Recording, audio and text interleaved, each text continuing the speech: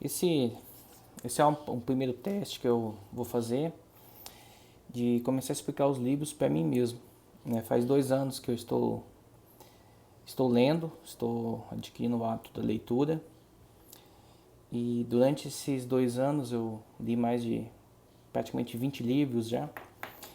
E num desses livros que eu li, muitos resumos que eu estou lendo, também escutando podcasts, fala que a maior maneira da gente gravar os vídeos, os livros que a gente lê, é você explicando para você mesmo, né? Ou explicando para as pessoas que a gente gosta, ou publicando no YouTube ou no Facebook, tá? Eu vou começar com essa ação a partir de agora. Hoje é dia 31 de março, né, de 2020. Esse é o primeiro livro que eu quero fazer aqui, meu próprio resumo. E é um livro do Napoleão Hill, Mais Perto que o Diabo. É um livro interessante, é um best-seller que Napoleão Hill escreveu na década de 30, né? Na década de 30, em 1939, se não me engano. Esse livro conta um pouco de uma ficção, talvez. A gente não sabe ao certo se realmente ele teve essa entrevista com o diabo ou não. Eu, particularmente, em vários momentos pensei que sim, pensei que não, e na verdade não consegui chegar numa definição até o final do livro. E acho que também não importa, mas o importante é que realmente ele traz alguns pontos importantes, né? André Carnegie, que é uma das pessoas que financiou Napoleão Hill, segundo o seu livro, estava muito interessado em saber qual era o motivo de fracasso e sucesso das pessoas. E por isso Napoleão Hill começou a entrevistar várias pessoas e uma dessas entrevistas ele começou a se frustrar, começou a ter alguns problemas consigo mesmo e tal. E me chama a atenção que teve um momento que ele se encontrou consigo mesmo, sabe? E ele diz que a palavra que ele usa é o eu mesmo, o eu interior dele. Levou ele para um quarto de hotel luxuoso e ele não tinha nem dinheiro para pagar esse quarto de hotel. Porém, ele ficou nesse quarto de hotel e lá ele recebeu a visita, né, do diabo. E aí ele começa a fazer entrevista com o diabo. E o diabo fala de uma forma que ele consegue prender as pessoas, que ele chama no livro de alienação, né? Que seria, na minha concepção, alienação seria as pessoas se prenderem de uma forma que não consiga se soltarem de alguma coisa, né? Estar alienada, presa, tá? E ele fala que ele usa alguns medos. A principal ferramenta do diabo em alienar as pessoas é o medo, tá? O medo da pobreza, o medo da crítica, da saúde, do amor, a perda do amor, né? A perda da saúde, o medo da crítica. Vou repetir: o medo da pobreza, o medo da crítica, as pessoas não gostam de ser criticadas, né? O medo, a perda da saúde, as pessoas ficarem doentes, perder o amor, isso também é um grande medo. O medo da velhice e o medo da morte. É interessante, né? Porque assim, as pessoas têm muito medo. E eu, como até tentar um pouco tirar a parte cristã da questão, né? Eu sou crente, sou temente a Deus, acredito na Bíblia, acredito em Jesus, creio em Jesus, que ele veio para nos salvar. E a Bíblia fala que Deus não deu nenhum espírito de medo para nós. Então realmente faz sentido se a gente for ver aqui essa questão do diabo, sabe?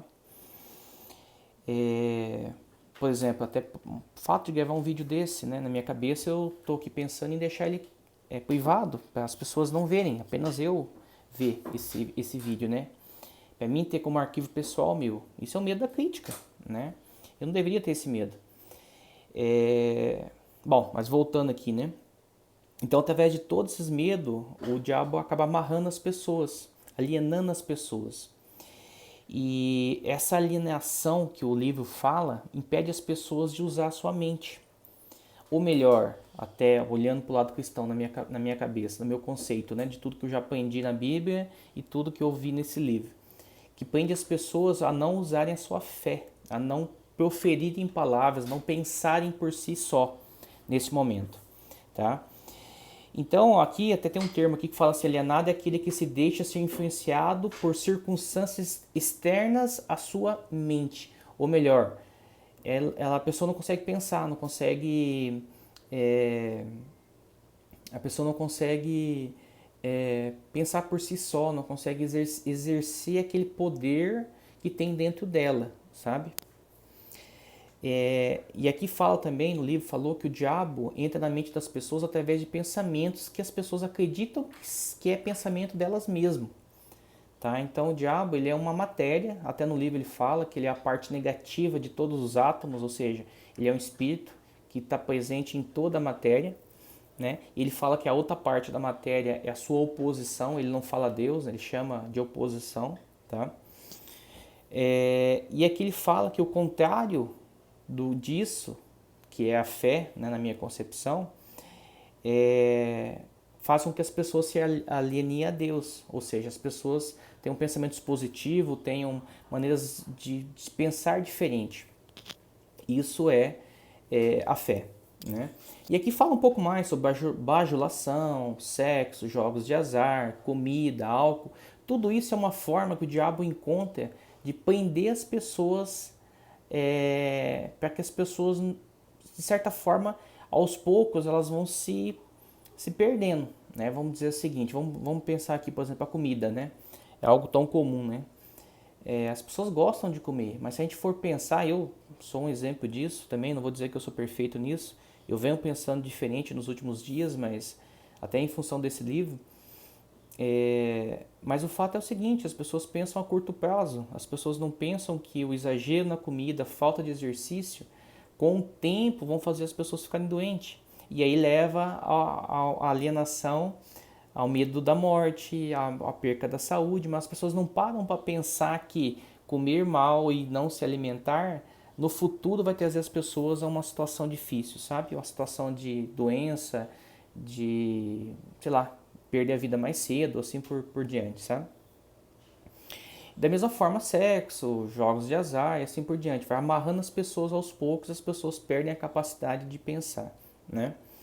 E aí, ele fala também de fracasso, que uma das grandes ferramentas que ele usa é o fracasso, que as pessoas deveriam usar o fracasso como uma forma de aprender na adversidade, ou seja, cada vez que você erra, se você usar aquilo que você errou para melhorar, com certeza a gente seria pessoas melhores. E é o contrário, as pessoas fracassam e simplesmente desistem daquilo que elas querem. Tá? Isso é muito ruim também. Tá?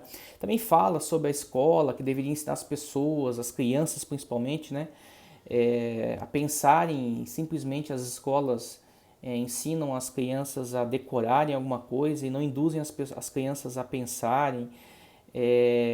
Fala muito também da crítica do ensino religioso, né, das igrejas, que faz as crianças terem medo do diabo. E a gente já viu aqui nesses comentários que eu fiz que o diabo ele não deveria, a gente não deveria ter medo do diabo.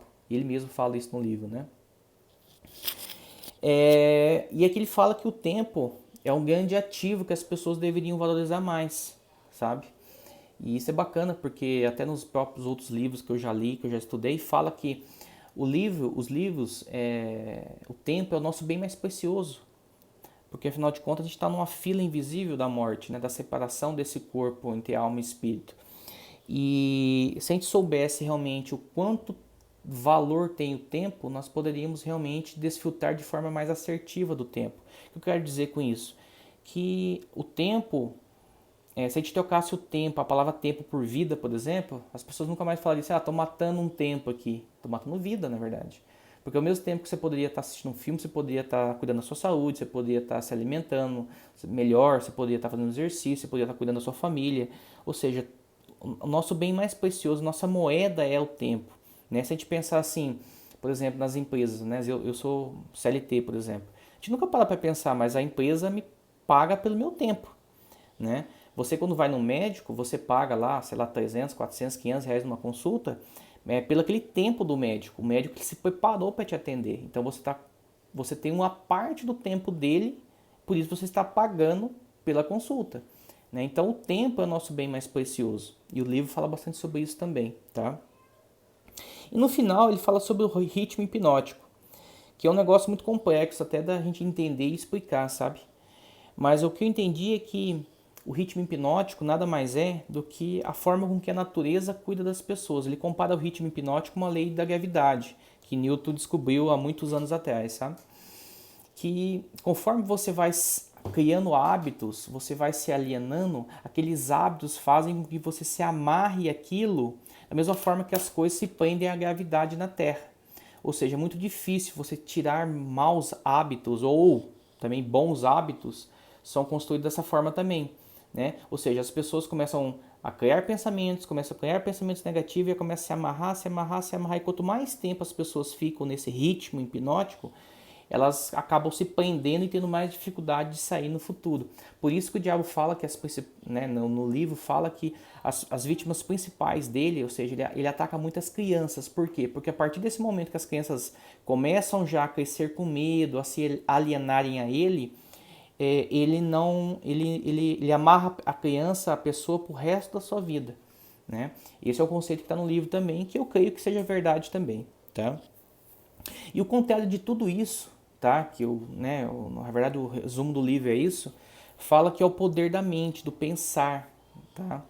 Então assim, e aqui fala também nessa questão do ritmo hipnótico, até no finalzinho do livro, que a gente deve nossa mente, como qualquer coisa no universo, a gente precisa, tudo está ocupado por alguma coisa.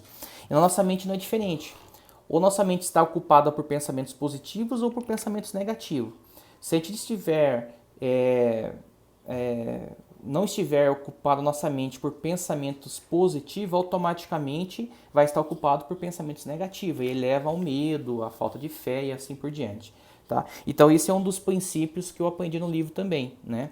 Que a gente deve estar sempre ocupando nossa mente de coisas boas, coisas positivas e principalmente criando o hábito do pensamento, de sermos críticos, de estar pensando, abrindo a cabeça, né? E aí voltando para a parte cristã, que é onde que eu creio, né? E eu já declarei isso nesse próprio vídeo, fala que a gente deve, na verdade,